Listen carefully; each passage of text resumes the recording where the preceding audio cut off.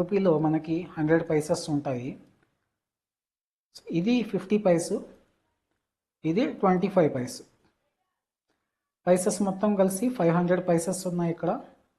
3 5s are 15, 0 150 Pisces. So ఇక్కడ 25 4s 100 Pisces ఉన్నాయి.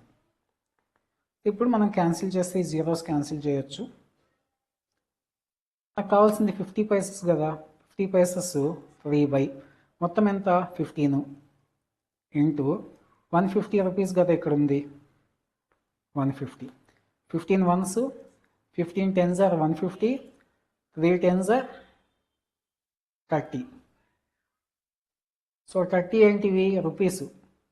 1 రూపీలో మనకి 250 పైసెస్ ఉంటాయి కాబట్టి 30 ఇంటూ 2 60. 60 ఏంటి ఇవి 50 పైసెస్. 60 50 vice coins.